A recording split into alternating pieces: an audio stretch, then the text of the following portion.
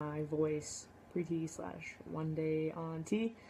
So today is my 2 years on T officially, so I'm just going to make a little overall update video, and then at the end I'm going to answer some questions that I've gotten from people mostly on Instagram.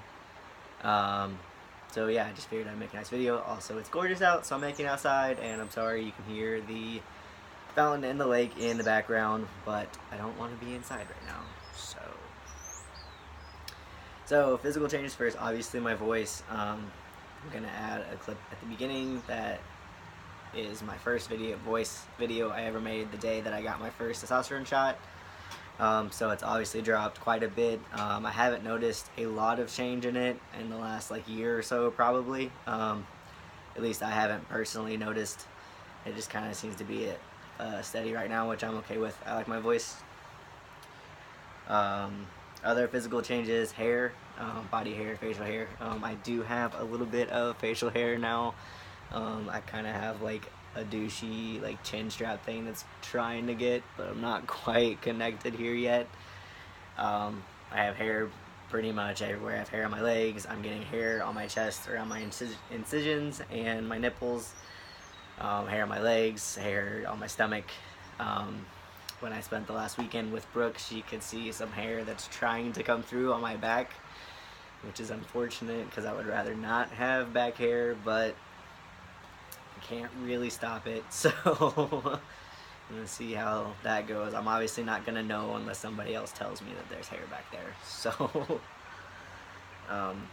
muscle, I gain muscle a lot easier. I do work out a lot, 6 days a week, but it's a lot easier to gain muscle since I've been on T, and I'm probably about the same.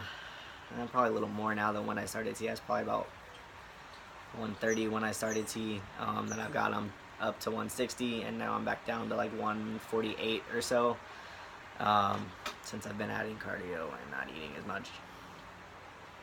But muscle everywhere basically. My fat redistribution, my hips are much more narrow. They're smaller than my shoulders now. They even got a lot more narrow after I had top surgery, which was weird to me, but I've heard that can be a thing that happens once all of that tissue is removed. Things just happen differently, I guess. My hairline has receded. I have a lot of hair now compared to when I started T, but my hairline has receded quite a bit. That's that line from my hat. But as you can see, it just keeps creeping back further and further, and my forehead just keeps getting bigger, but that's okay. You can't really stop that. Neither side of my family has baldness issues, so I'm not concerned about not having hair. My hair is still super thick and curly when I let it be. I have a notebook. I'm almost 8 months post-op. In a week I'll be 8 months post-op. So this is what my chest looks like currently. It's a little chilly, so things are a little purple. But I'm really happy with how everything is healed. My scars have lightened up quite a bit in most spots, and they're relatively flat. There's a couple of spots that still have some scar tissue bumps. My nipples look great. I'm starting to gain some chest muscle now, little baby chest muscles. So I had surgery, if you don't know, with Dr. Medaglia in Cleveland, Ohio, and I highly, highly, highly recommend him. He and his staff are all wonderful.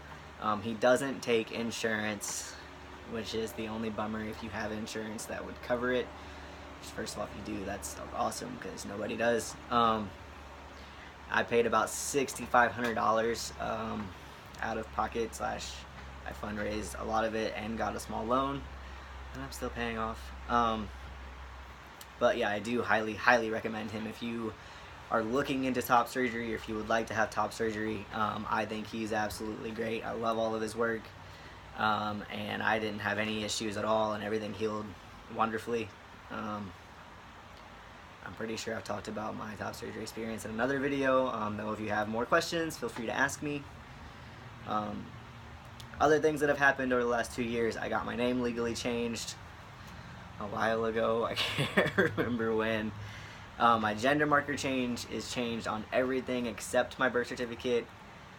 because Indiana's being a pain in the ass about it. But I did hear from my lawyer a couple months ago, and they were working on writing the official appeal and sending that to the appellate court, which did approve hearing my case. So I'm still just like playing a waiting game. They don't believe that we'll have like an actual hearing or anything about it, and I won't have to like testify or whatever you do in appellate court. So I'm just waiting for that, because I do need a court order in Indiana to change the birth certificate gender marker, even though all of my other stuff can be changed without it. So with just a doctor's letter. So just waiting on that. As far as like emotional changes I've had over the last couple years, I am definitely a lot happier. I feel much more comfortable and natural in my body. I feel like a real person. That's kind of weird to say, but I do feel more like a real person than I did before.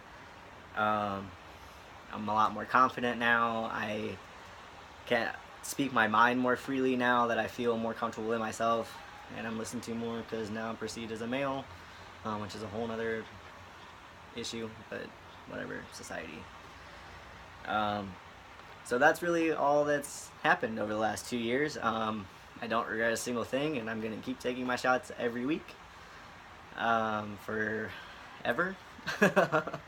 I do want to get a histo eventually, but money, so I don't know when that's going to happen.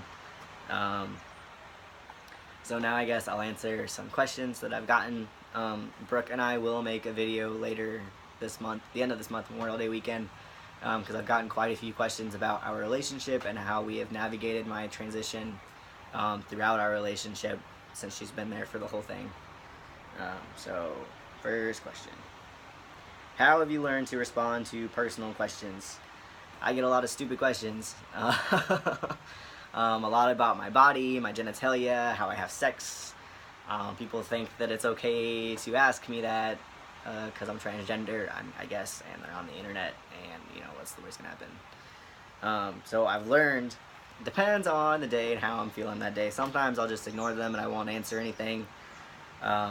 More often than not, though, I will call them out and I'll tell them that that's super inappropriate and ask them why they feel comfortable asking me that kind of thing. And I'll let them know that it's not appropriate to ever ask anybody that kind of question. You wouldn't walk up to somebody at a bus stop and ask them super personal questions. So don't do it on the internet, and don't ask about people's bodies if they haven't given you consent to ask them about their bodies. Yeah. My favorite food. I love all food. I eat a lot of food. But I guess my all-time favorite would be my mom's chicken and noodles. I think it's been my favorite since I was a kid. What do I do? My job. I am a lab technician in a genomics lab on campus. So I sequence DNA for grad students. It's pretty much the gist of it, and some other stuff, but that's the bulk of it. Advice on coming out at work to boss or to coworkers. I came out to my boss and it was super easy. I pretty much just told her, and then I believe we watched Maleficent at lunch after I told her. And then she actually accidentally outed me to some of the other people who worked in the lab, and then a couple other ones I just told. Nobody was surprised when I came out, so it all went pretty smooth. I guess if you're comfortable and you feel safe enough to do so, just sit them down and have a conversation. The biggest part is your safety, obviously. If you don't feel safe enough to do it, then I would suggest not doing it until you do, or coming out to those that you do feel safe coming out to, and just working through the chain, I guess. Hopefully you live in a either state or city that will protect your rights as a trans employee, and you won't have to deal with any wrong consequences just for being yourself.